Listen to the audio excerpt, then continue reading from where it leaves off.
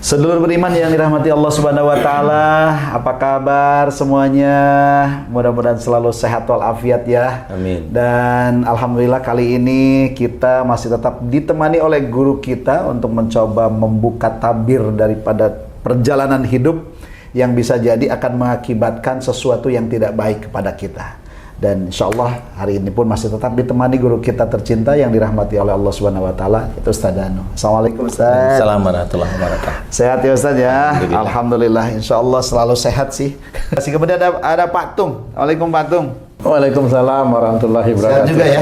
Alhamdulillah. Baru pulang. Ada Bang Jai. Waalaikumsalam Bang Jai. Waalaikumsalam Ustaz Asep. Oke, kita kali ini akan mencoba membahas tentang fitnah gibah. Apakah ini akan berpengaruh kepada kesehatan atau juga berpengaruh kepada yang lainnya? Nah, untuk membahas lebih jelas masalah akibat fitnah, akibat gibah, kita langsung saja tanya kepada beliau. Ustaz Danu, silakan Ustaz. Ya, terima kasih Ustaz. Bismillahirrahmanirrahim. Assalamualaikum warahmatullahi wabarakatuh. Waalaikumsalam warahmatullahi wabarakatuh. Amin ya rabbal alamin. Alhamdulillah. Memang sebenarnya gibah itu dilarang oleh Allah Ta'ala, diharamkan, tetapi gibah ini kan berawal dari mulut ya, jadi orang itu tidak sadar akan menggiring mulutnya sendiri untuk berkata yang bisa menjadi racun bagi dirinya dan bisa menjadi masalah bagi orang yang dibicarakan. Betul, betul. Itu bisa terjadi juga ke arah fitnah. Jadi kalau yang saya amati selama ini, saya teliti orang yang sering memfitnah, orang yang sering gibah, memang dari sisi kesehatan saya belum pernah menemukan, Ustaz. Oke. Dari Jadi sisi tidak kesehatan. kayak seperti tidak ada hubungan ya? Tidak ada hubungan. Yang ada hubungannya itu dengan marahnya. Di semua masalah kesehatan itu hubungannya dengan marah sebenarnya. Marah, kaku, emosional, keminter, kayak gitu-gitu ya. Tapi kalau gibah tidak terlalu, walaupun itu nanti efeknya ada. Dari mana umpamanya? Gibah itu kan dari proses mulut, dari proses otak. Otak dipikir untuk mencari jalan salah, kan gitu ya. Paling reaksinya hanya pusing. Kalau gibah menjadi tumor jarang. Menjadi tumor pada otak itu biasanya bukan gibahnya, tetapi dia marah di dalam mengeluarkan unek-uneknya, maka jadi tumor di otak, istilahnya seperti itu. Tidak cocok dengan orang lain, dengan pasangan, dengan pimpinan, dia marah, dia simpan. Ya itu kalau dilakukan terus-menerus setiap hari, nanti beberapa tahun ya muncul nanti tumor. Mulai kok badan saya kok miring-miring sebelah ya, nah di situ. Jadi selama ini kalau gibah atau fitnah saya belum menemukan. Tetapi yang saya temukan adalah dari ciri-ciri orang yang hobinya memfitnah. Orang yang hobinya memfitnah ini biasanya besok dia itu akan dibalas oleh Allah Ta'ala sama, dia akan dipermalukan lebih daripada orang yang digibahkan. Nah, daripada orang yang dulu dia gibahkan atau dia fitnah, dia akan dipermalukan lebih. Rata-rata dipermalukannya seperti apa? Gini, beberapa teman-teman saya yang saya amati yang dulu kecilnya, bukan kecil ya, istilahnya remaja-remajanya, dia sering dibully dengan temennya. Ya dibully nih, ini kan sama seperti dia itu dilecehkan, direndahkan, dihina. Itu yang saya amati, rata-rata 50% lebih. 50% lebih yang dulunya dibully, kalau dia tetap diserahkan pada Allah Ta'ala, orang yang dibully ini rata-rata berhasil. Diizinkan oleh Allah Ta'ala, diberi salah satu kemuliaan yaitu harta atau jabatan. Biasanya derajat ya? Iya, rata-rata seperti itu. Dan itu akan menyalip orang-orang yang dulu membuli dia. Jadi orang yang hobinya membuli itu nggak akan naik dia. Karena dia selalu mengejek orang lain, mengejek kemampuan orang lain, kan begitu. Akhirnya dia yang nggak punya kemampuan apa-apa. Nah, itulah salah satu cara Allah. Sebenarnya orang kalau ingin dia itu dimuliakan oleh Allah Ta'ala dari sisi dunia ya, dari sisi dunia saya tidak menganjurkan, tetapi itu kan petunjuk dari Allah Ta'ala. Betul. Jangan nomor satu, jangan merendahkan orang lain. Itu nomor satu dulu aja. jangan merendahkan orang lain. Nanti kita direndahkan oleh Allah Ta'ala. Nah, cuma Allah Ta'ala merendahkan kita dari sisi mana? Lah nggak tahu. Betul. Tapi pasti akan direndahkan. Makanya kalau kita itu melihat orang lain dengan kemampuannya, jangan iri. Jadi kalau orang lain itu seneng malah kita jengkel. Nanti kalau orang lain susah kita seneng, lah itu kan iri namanya. Nah, jangan, biasa saja. Itu umpamanya dia itu seneng, kita tahu oh itu dari Allah Ta'ala, kan seperti itu. Kalau umpamanya itu agamanya lumayan baik, ya alhamdulillah. Tapi pada saat dia ngomong tentang pendapatan, tentang rezekinya, tidak taunya bahwa dia itu tidak ada Allahnya. Nah, di titik itu berarti harta yang dia terima dari Allah Ta'ala itu insya Allah namanya istijrat. Nah, ini orang muslim harus peka. Baik. Karena orang muslim rata-rata tidak peka dengan yang namanya harta. Yang penting banyak. Rata-rata itu yang penting banyak. Harta itu dari mana nggak mau tahu. Kalau bisa dia korupsi. Ya. Kalau dia bisa nyuruh anak buahnya ambil untuk menjadikan lebih efisiensi dalam proyek, suruh aja anak buahnya. Efisiensi, ya kan? Itu kan nanti dia setor kepada pimpinannya, Ustaz. Tapi efisiensi ngawur ya. Yalah, kan dia tetap mau korupsi kaya. Padahal dia sholat. Padahal dia sholat rata-rata seperti itu. Sholat dia. Nah, inilah yang sulit pada saat seorang itu dia mau bergibah atau memfitnah orang lain itu bagaimana? Karena di tempat kerja dia pasti ketemu dengan orang yang tidak dia suka. Kemudian ada orang yang geret untuk ngomongin orang yang dia tidak suka. Nah, itu kan sebenarnya setan dalam bentuk manusia yang mengajak kita untuk mau bergibah kepada orang lain. Yang itu dilarang. Oke, jadi orang yang digibahkan itu sebetulnya akan diangkat derajatnya sama Allah. Ya. Nah, sekarang yang menggibah itu akan seperti apa kan rata-rata? Dia akan dipermalukan oleh dirinya atau keturunannya? Bisa dirinya, bisa keturunannya. Astagfirullah. Kalau keturunannya biasanya begini. Biasanya ya kalau yang bergibah itu atau memfitnah, dia yang diberi balasan oleh Allah Ta'ala. Tapi kalau keturunannya ada bedanya nih. Dia punya anak, anaknya dia banggain, Baik. dia seneng banget, langsung diterjunkan oleh Allah Ta'ala. Gitu.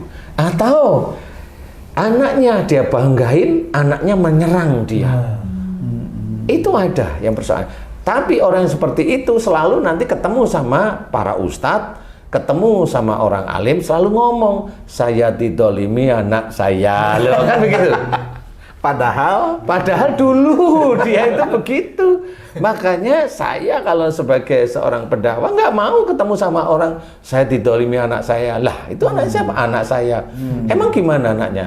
Cerita begini baru ketahuan. Nah, itu kan sifatnya kamu. Baru ketemu dia.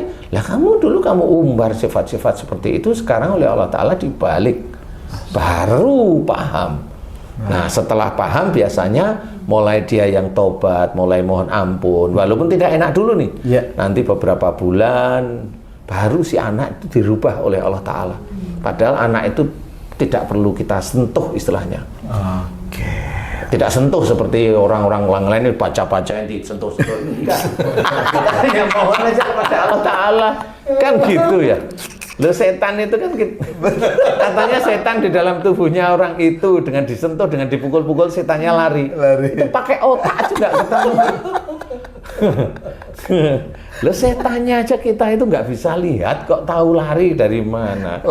Jadi intinya ada banyak orang yang dia tidak paham tentang dirinya sendiri. Baik. Setelah dia dipermalukan, kalau dia memang mulai imannya mulai bagus, kemudian dikasih nasihat oleh ustadz atau orang alim yang benar, ngerti beneran, baru dia tunduk, mohon ampun kepada Allah Ta'ala. Nah, persoalan itu mudah-mudahan bisa dibebaskan. Makanya kita harus paham, wala tajassasu, wala yaktab ba'dukum ba'da. Itu kalimat itu mengerikan sebenarnya. Betul. Ya. Tidak boleh kita itu seperti itu. Karena kalau kita amati, wah boleh, kita merasa hebat, enggak boleh. Kita merasa lebih pandai, enggak boleh. Kita lebih soleh, enggak boleh juga. Baik. Mengejek orang lain, nah itu sudah jelas berata jasasu itu kan. Ya nggak boleh. Merasa kelompok kita lebih benar, nggak boleh juga. Misalnya gini Pak Ustadz, misalnya ini ada orang berbincang nih, bro, itu gimana itu di lapangan tadi, bisa nggak dapat segitu? Wah ini sih bisa nih. Nah nanti kalau dapat si B jangan dikasih ya, karena si B sudah dikasih sama si C. Kayak itu namanya gibah juga Pak Ustadz? Bukan. Kalau itu namanya kong kali kong. Baru saya mau bicara. Kong kali kong. Bersiasat. Licik ya, Licik ya benar. Bersiasat, licik untuk mencuri, tapi curian nggak dikasih. Sebenarnya bagus juga nggak dikasih, itu bagus. Karena tidak mengajak orang lain juga dapat bagian curian. Sebenarnya bagus. Tapi lupa, nggak dikasih itu jengkel karena dia sudah dikasih, nggak kasih ke kita. Nah itu juga, itu kong kali kong tapi licik. Itu bukan gibah, itu memang saling membantu di dalam keburukan dan dosa. Berarti dua-duanya masuk kafe yang benar itu Pak. Nah itu jadi dosanya berlipat. Ya itu pasti masuk neraka. Nah yang begini, walaupun ada orang yang tahu dia begitu, nggak mau ngerti dia, Ustaz. Iya. Dia tahu tapi nggak mau ngerti. Karena apa? Karena hidupnya ya di situ. Jadi mau kemana gitu, Ustaz? Saya mau kemana, emang hidup saya itu harus begitu kan gitu. Nah inilah salah satu hal petunjuk Allah itu di mana-mana. Mau berubah atau tidak itu monggo terserah kamu sekalian. Jadi intinya petunjuk Allah tetap ada di mana-mana. Makanya jangan merasa kita lebih daripada saudara kita yang lain, apalagi bergibah. Kalaupun umpamanya kita cerita, umpamanya begini nih, saya cerita sama Ustaz Asep.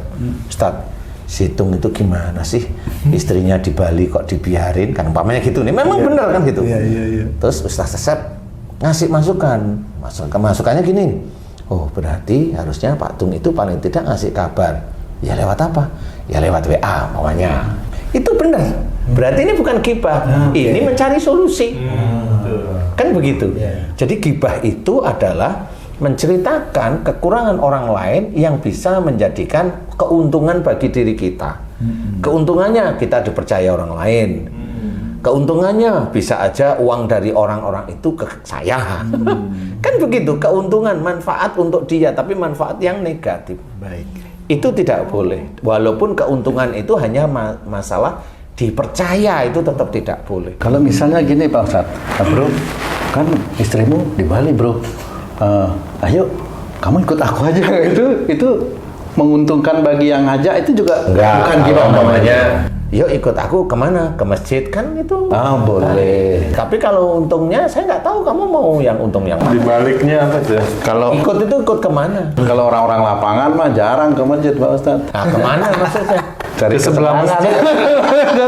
Ustadz, gibah dan fitnah ini sungguh menyakitkan bagi orang yang digibahi dan difitnahi.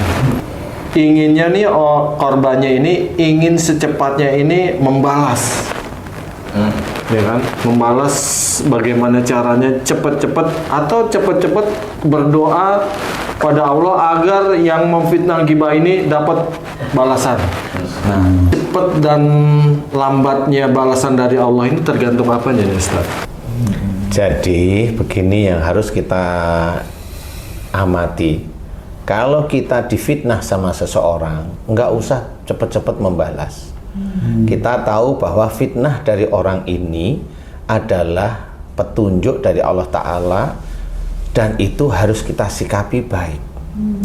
Harus kita sikapi baik. Karena inilah kalau kita sudah tahu hadisnya nanti kalau ujian itu bisa meningkatkan iman. Ujian ini baru dimulai. Baru dimulai. Jadi kalau udah tahu ujian bisa meningkatkan iman, kita tahu ini ujianku baru dimulai. Saya ingin imanku meningkat karena Allah Ta'ala. Terima gibahan itu, terima fitnahan itu dengan bertasbih. Nggak usah klarifikasi. Nggak usah. Allah itu tidak butuh klarifikasi. Allah itu hanya melihat hati yang digibahi atau difitnah. Kalau orang itu sudah jelas, itu menjadi ujian bagi orang yang difitnah itu yang nanti dia akan dinaikkan imannya, derajatnya, termasuk semuanya itu termasuk diculasi, ya itu tetap harus diterima dengan lapang dada. Karena apa? Karena memang itu nanti akan berdampak seperti ada orang yang tadi saya cerita, teman saya yang dibully rata-rata nanti ditingkatkan, dimuliakan dari sisi dunia ya. Saya nggak bilang di sisi akhirat ya. Di sisi dunia itu dimuliakan oleh Allah Ta'ala. Jadi cukup dinikmati, bertasbih, tetap istiqomah. Dibalas tidak perlu. Karena membalas dengan gibah percuma. Klarifikasi percuma. Klarifikasi percuma, serahkan sama Allah. Itulah yang namanya istilahnya tawakal Allah. Faida azamta fatawakal Allah.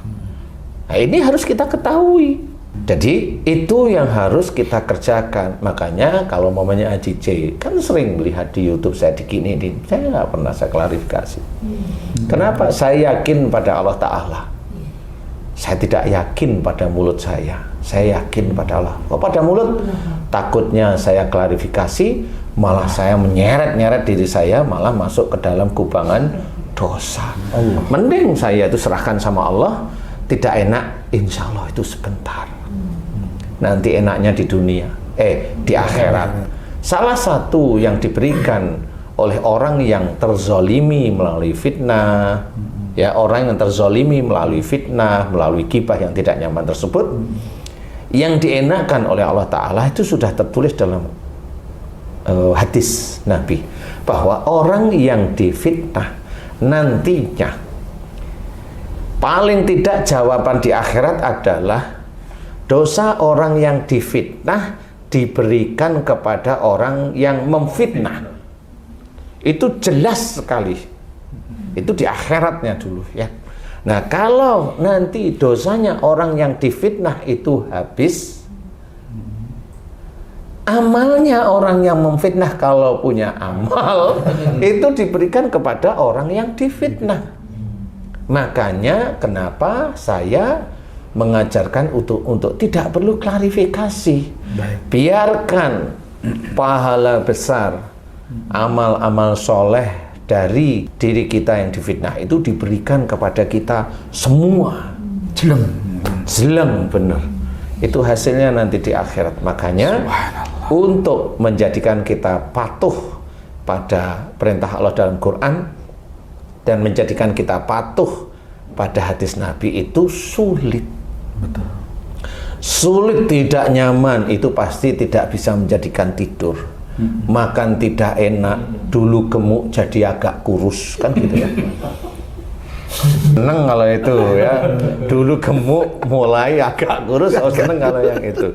Intinya jangan dilawan fitnah atau gibah itu dengan ucapan-ucapan kita yang relatif sebenarnya ucapan kita itu masih ada rasa amarah. Ingat kita hanya manusia biasa yang masih bisa dengan tangan itu mengepal tangan, berarti masih bisa marah. Kalau kita loyo baru silahkan, tapi kalau kita masih bisa ngepal tangan berarti kita masih punya marah. Tidak usah perlu diklarifikasi atau apapun. Tapi kalau yang menggibahnya depan mata, tepok boleh nggak? Enggak. Kalau saya gitu saya dengerin kemudian bertasbih.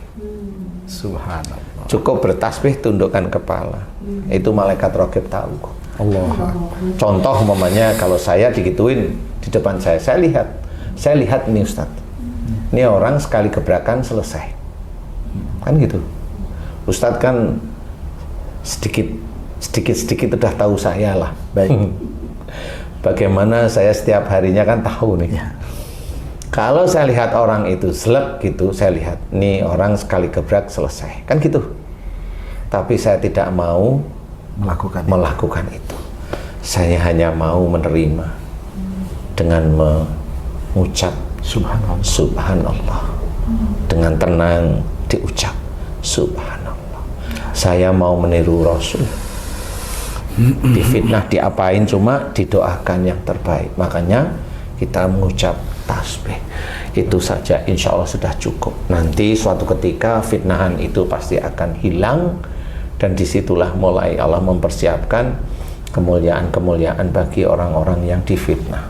Masya Allah. Jadi belajar kalau difitnah tidak usah berontak hati, tidak usah, biasa. Nggak usah bereaksi berarti. Tidak bereaksi, ya ada jengkel, ada ini, Wajar, ya? cukup lah ya istighfar.